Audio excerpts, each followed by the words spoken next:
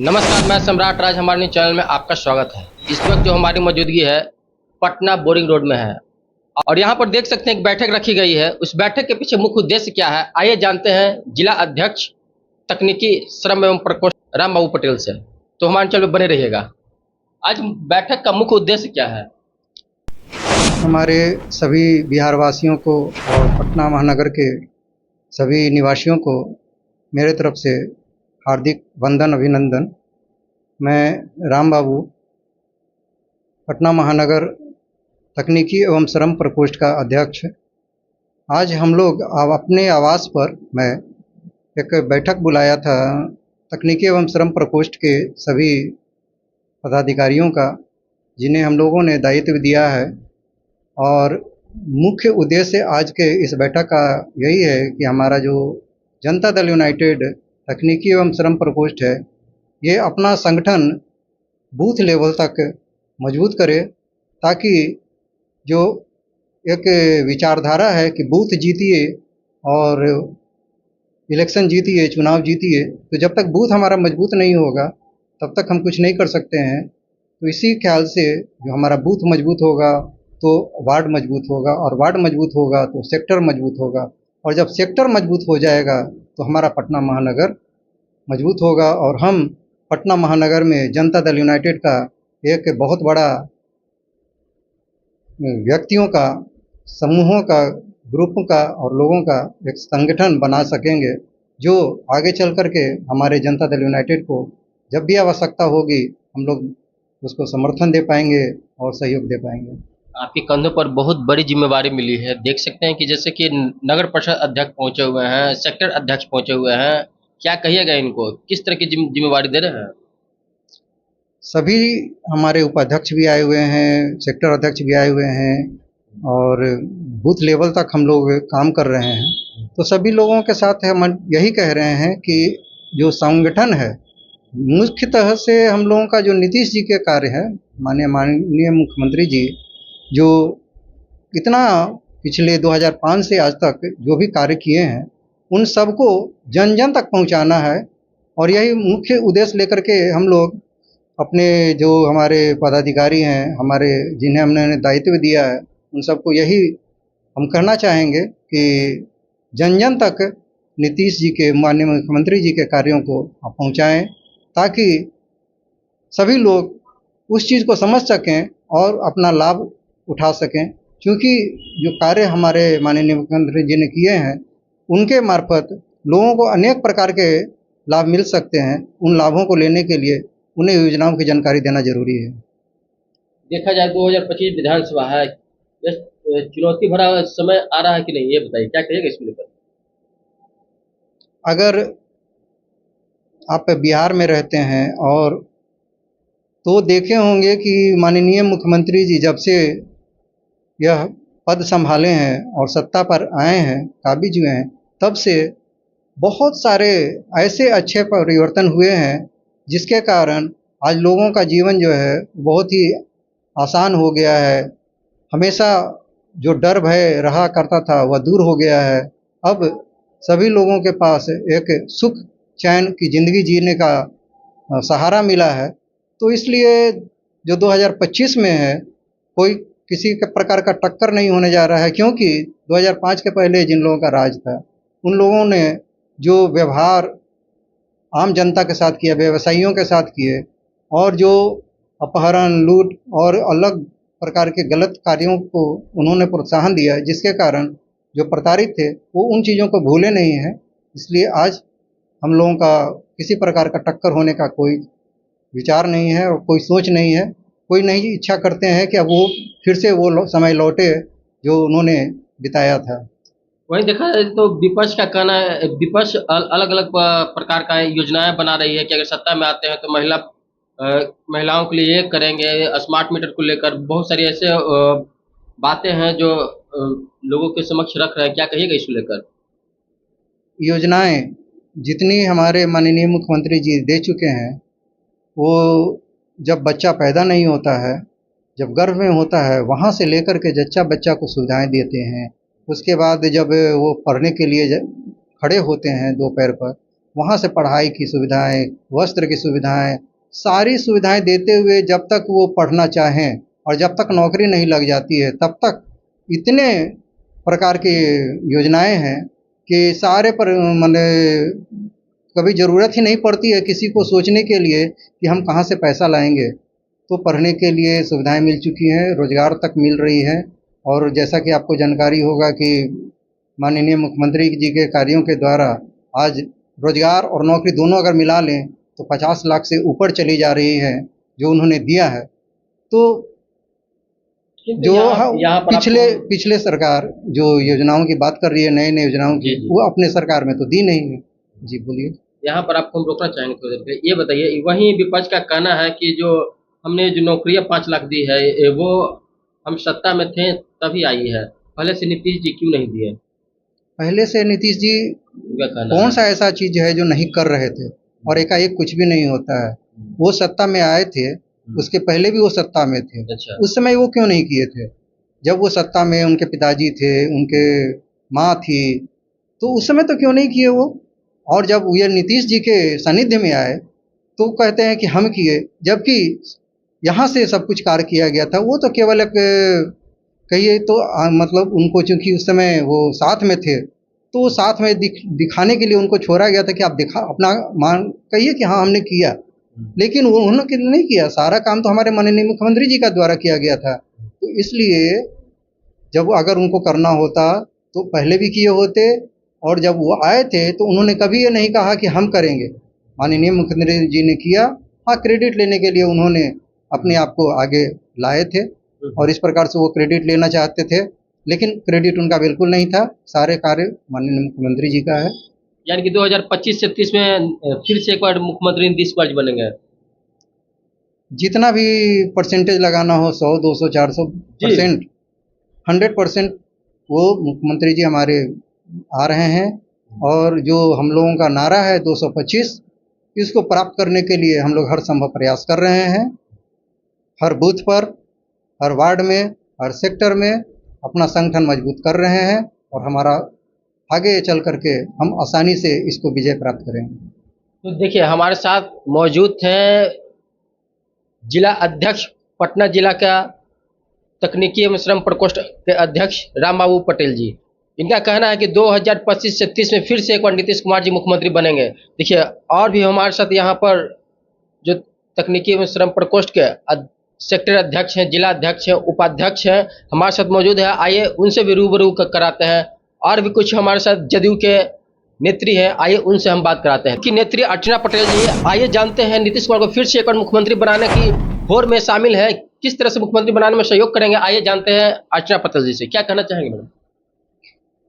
हमारे 2025 से 30 फिर से मेरे नीतीश कुमार जी ही मुख्यमंत्री बनेंगे, ये निश्चित है हमारे बिहार के लिए। क्योंकि जितने भी हमारे विकास किए हैं बिहार में, रोड हो, पुल हो, नल जल बिजली और महिलाओं की सुरक्षा, और बिहार में मेट्रो की सुविधा, और जितने भी हमारे सुविधाजनक बनाने वाले माननीय मुख्यमंत्री जी को, आगे हमारे विकास को बढ़ाने वाले माननीय मुख्यमंत्री जी को फिर से 2025 से 30 की लड़ाई में हम लोग हमेशा साथ हैं और साथ रहेंगे। देखिए, हमारे साथ अर्चना पटेल जी थे जो नीतीश कुमार के विकास कार्यों को गिनाना चाह रहे थे। और भी कुछ लोग यहाँ पे मौजूद हैं, तकनीकी एवं श्रम प्रकोष्ठ के उपाध्यक्ष जिला का। तो आइए जानते हैं, इनको भी एक बहुत बड़ी जिम्मेवारी दी गई है, किस तरह से इस जिम्मेवारी को पूरा करेंगे और फिर से एक बार 2025 में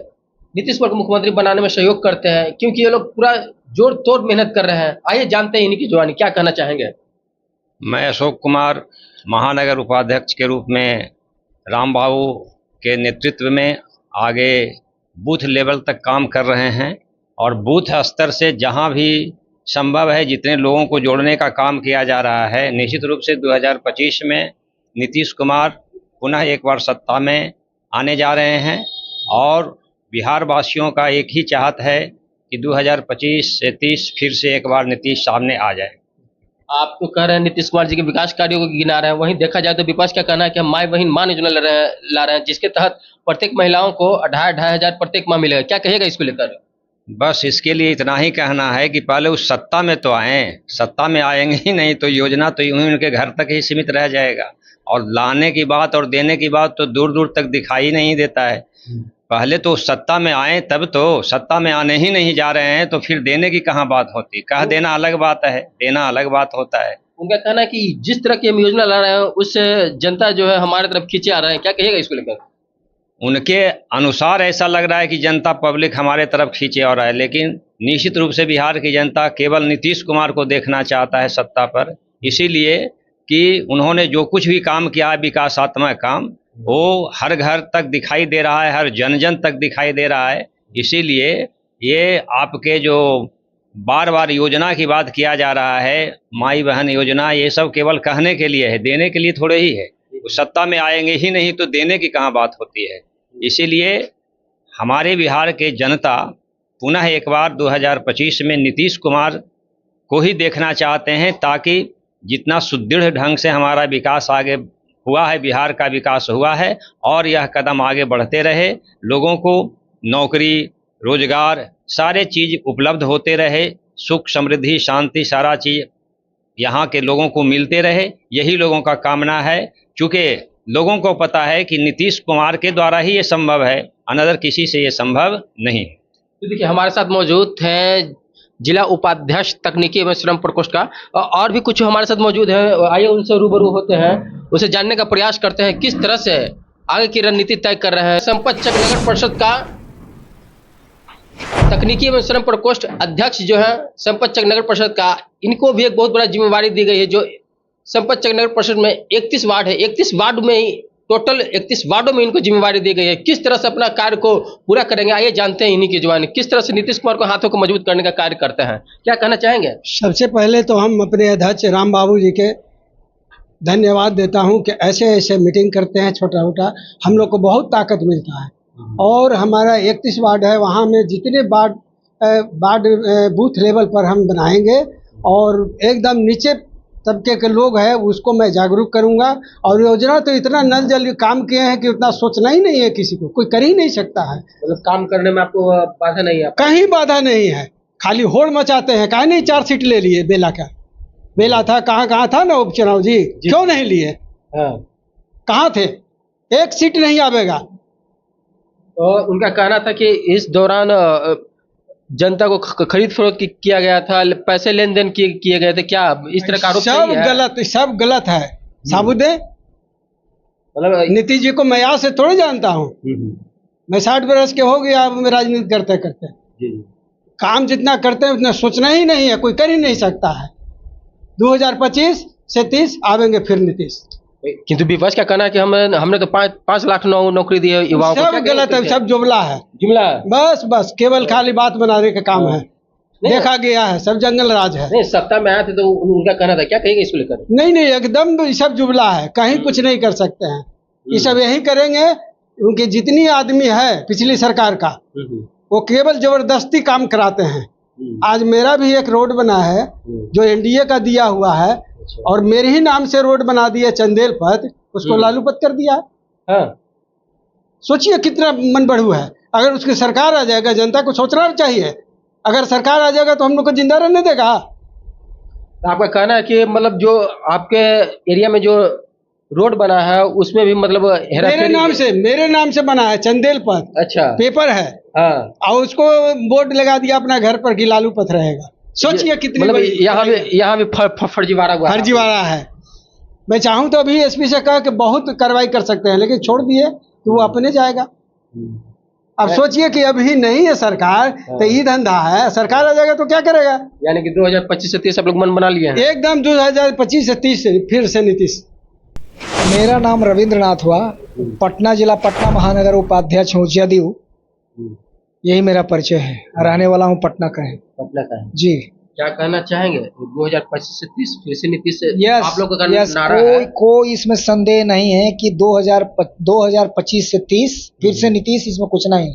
2025 में 225 ये निश्चित है नीतीश। अच्छा, हाँ, कोई इसमें अगर मगर नहीं। विपक्ष तो तरह तरह की योजना ला रही है। विपक्ष का कहना काम है, ये प्रजातंत्र है, प्रजातंत्र में कुछ भी कोई बोल सकते हैं, मगर धरती पर जो काम किया नीतीश बाबू ने नीतीश जी एक नीतीश नहीं है, एक सोच है। नीतीश एक सोच है। ये 1977 के ये भी समाजवाद के द्योतक हैं, काम करने वाले पुरुष हैं। इनके विकास पुरुष के नाम में इनको जाना जाता है, चूंकि काम करने वाले हैं। ये प्रचार करने वाले पुरुष नहीं है। अच्छा जी, क्या कहिएगा, जिस तरह से जमीन पे लोगों के बीच जाएंगे, किस तरह से उनके कार्यों को हम गिनाएंगे? अपने कार्यों का बताएंगे। नीतीश जी का जो नीति है, सरकार का जो नीति है, एनडीए का जो नीति है, इसी नीति को हम बजाएंगे, बताएंगे, लोगों को बताएंगे। हालांकि वो लोग बिना कहे भी हमारे तरफ मुखातिब है, फिर भी याद दिलाने के लिए हम लोग जाएंगे। क्या काम किए नीतीश जी? बहुत कुछ काम किए, क्या ना काम कहिए किए? क्या नहीं वही किए। तो बताइए अधिक ना। पूरे बिहार के कोने कोने से ये जो लगता था 10 घंटे लगते थे, 12 घंटे लगते थे पटना की राजधानी में आने में, अभी मात्र 3 से 5 घंटे के अंदर में राजधानी आ जाते हैं। अच्छा, हाँ, प्रत्येक जिले से? प्रत्येक जिले से, बिहार के कोने कोने से, जो सुदूर प्रांत था हमारा, वहां से भी आने में कोई हिचकिचाहट नहीं। इतनी सारी सुविधाएं दी, आवागमन। इसलिए विकास का साधन, जो विकास का रास्ता खुला है, जब तक आपका सड़क, बिजली, पानी नहीं होगा, तब तक विकास नहीं होगा। हमारे यहाँ उद्योग धंधे नहीं होंगे। ये पलायन वाली जो बात बोल रहे हैं विपक्ष के लोग, ये पलायन पलायन पलायन रोकने का ही है। तो ये कह नहीं रहे पलायन, पलायन रोकने का ही। इतना जो नौकरी दिए हैं अपने सेवा काल में जो नौकरी दी है, हमको नहीं लग रहा कि अभी निकालने जा रहा है। ये जून जुलाई में ये 5 लाख की फिर बहाली होने जा रही है। शिक्षा मंत्री ने घोषणा कर दिया, हमारे माननीय ये मंगल पांडे ने भी स्वास्थ्य विभाग में भी घोषणा कर दिया है। सभी की नौकरी होगी, रोजगार और नौकरी दोनों साथ साथ। 10 लाख अभी करेंगे चुनाव आते आते। भारत में देखा जाए तो आपका कहना सही है, सबसे ज्यादा नौकरी देने वाले मुख्यमंत्री में से है। अभी कोई है तो बिहार में एक लौता है, नीतीश कुमार। अडिग। यानी आप लोग निर्णय बना लिए हैं 2025 से 30? बिल्कुल, इसमें कोई संदेह नहीं है। There is no doubt about in this matter. It is sure he will come as a CM. देखिए, देख सकते हैं किस तरह से जदयू नेताओं में जोश और खरोश है कि इस बार फिर से मुख्यमंत्री नीतीश कुमार ही बनेंगे। मैं भागवत नगर सेक्टर का अध्यक्ष हूँ और माननीय श्री राम बाबू सर के नेतृत्व में मैं माननीय श्री नीतीश कुमार सर के लिए काम कर रहा हूँ जी। और हम चाहते हैं कि माननीय श्री नीतीश कुमार सर द्वारा जो किया गया कार्य है वो अद्वितीय है। हम उसको नकार नहीं सकते। हम उस समय से देखे हैं, हम उस स्थिति से देखे हैं जिस समय बिहार जीरो था। मैं पटना को देखा हूँ, मैं पटना को उस समय को देखा हूँ कि अब दिन को भूत लौटता था। मैं उस जगह को देखा हूँ अपने आंखों से, और मैं अभी भी देख रहा हूँ। बहुत आसमान जमीन का अंतर है। हम पूरे बिहार में परिभ्रमण किए हैं, अब पूरे बिहार को जीरो से देखे हैं और आज हीरो बनते भी देखे। इसीलिए माननीय श्री नीतीश कुमार सर ने जो काम किया है, हम समझते हैं कि अभी तक, मैं चैलेंज के साथ कहता हूँ, कोई नेता में इतना एबिलिटी क्षमता नहीं है। हम ये नहीं कहते हैं साथ चल के सब लोग कर सकते हैं, लेकिन जो उनका सोच था, जो उनका समर्पण था, वो अभी शायद नहीं है कि। इसीलिए हम चाहते हैं कि हमारे फिर से सीएम के रूप में माननीय श्री नीतीश कुमार सर ही हो, और 2025 से 2030 फिर से सीएम हम उन्हीं को बनाएंगे। अब पूरे बिहार की जनता चाहती है। हार जीत तो भविष्य का गढ़ में छिपा हुआ है। वहीं देखा जाए तो विपक्ष जो अपना दावा ठोक रही है, क्या कहेगा इसको लेकर? देखिए, एक बात बताता, मैं खुले तौर पर बताता हूँ। अरे हम भी बोल सकते हैं, हम भी बोल सकते हैं कि हमारा ये जनाधार है। अच्छा, लेकिन जनता आज मूर्ख नहीं है। जनता अंदर से बाहर तक देखती है। आज जनता के पढ़े लिखे लोग हैं, शिक्षित लोग हैं, शिक्षित युवा लोग हैं, सभी लोग हैं, देख रहे हैं कि जो पहले क्या था, आज हमें क्या विकास के रूप में देखने को मिला है। आप पटना में देख लीजिए, पटना छोड़ दीजिए, आप अगर रात को अगर गांव में घूमने चले जाएंगे तो आपको पता नहीं लगा कि हम गांव में घूम रहे हैं। गांव भी आज शहर महसूस होता है, मैं दावे के साथ कह सकता हूँ। तो देख सकते हैं किस तरह से यहाँ पर राम बाबू जी के अध्यक्षता में जो जिला तकनीकी एवं श्रम प्रकोष्ठ अध्यक्ष हैं, इनकी अध्यक्षता में देख सकते हैं किस तरह से यहाँ पर इनके जो जितने समर्थक है, कार्यकर्ता हैं, सेक्टर अध्यक्ष हैं, नगर परिषद अध्यक्ष, उपाध्यक्ष जो भी हैं यहाँ पर मौजूद हैं और अपने जोश खरोश के साथ नीतीश कुमार को किस तरह से 2025 से 30 में फिर से पर मुख्यमंत्री बनाने का निर्णय ले चुके हैं। तो इन लोगों ने जिस तरह से नीतीश कुमार के कार्यशैली को गिनाया है, जो काबिल तारीफ है, वैसे भी देखा जाए तो बिहार में विकास पुरुष के नाम से जाने जाने वाले एक ही मंत्री हैं, जो वो है नीतीश कुमार, जो बिहार के माननीय मुख्यमंत्री हैं। तो आप क्या सोचते हैं, अपनी प्रतिक्रिया हमारे कमेंट में जरूर दीजिएगा। तब तक के लिए हमारे चैनल बने रहिए, देखते रहेंगे विशेष रिपोर्ट। धन्यवाद।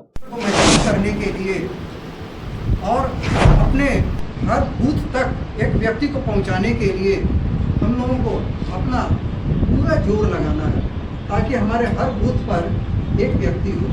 हाँ, इसके लिए हम लोग ये जरूर सोचते हैं कि आखिर होगा कैसे।